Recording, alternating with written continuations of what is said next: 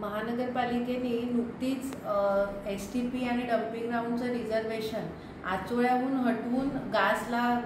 टाकण्याची जी अधिसूचना जारी केली, त्या बाबतीमध्ये मला अनेक नागरिकांच्या तक्रारी आल्या। 28 फेब्रुवारी रोजी मला सकाळी याबाबत बातमी कळली की अशा प्रकारची अधिसूचना 20 जानेवारीला जारी केलेली आहे, पण त्या संदर्भामध्ये कुठचीही जाहिरात महानगरपालिकेने केली नाही, त्याबद्दलची कोणतीही सूचना नागरिकांमध्ये नाही आणि त्यामध्ये नागरिकांमध्ये प्रचंड असंतोष पसरत होता। ह्याची दखल घेऊन 28 फेब्रुवारीलाच मी तात्काळ विधानसभेमध्ये अधिवेशन सुरू होत आहे त्याच्या पूर्वतयारीच्या बैठकीमध्ये असतानाच एक पत्र लिहिलं आणि तीव्र आक्षेप महानगरपालिकेकडे नोंदवला आणि ते महानगरपालिकेकडे पत्र पाठवलं आयुक्तांसाठी। आणि त्यानंतर 3 मार्च रोजी मी पहिल्याच दिवशी अधिवेशनाच्या माननीय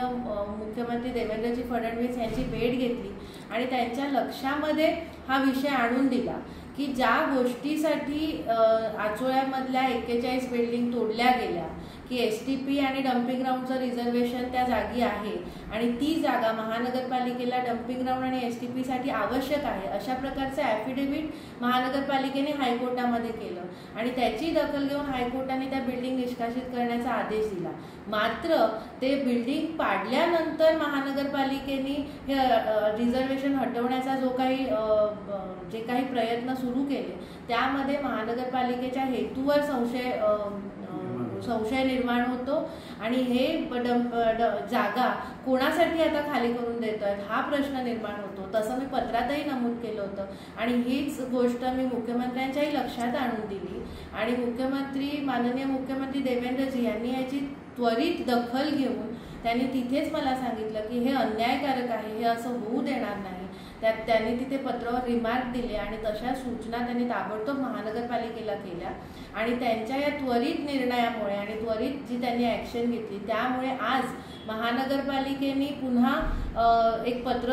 जारी केलेलं आहे की हे रिझर्वेशन जे काही पत्र जारी केलं होतं ते रद्द करण्यात येत आहे। त्यामुळे मी कर्तव्यदक्ष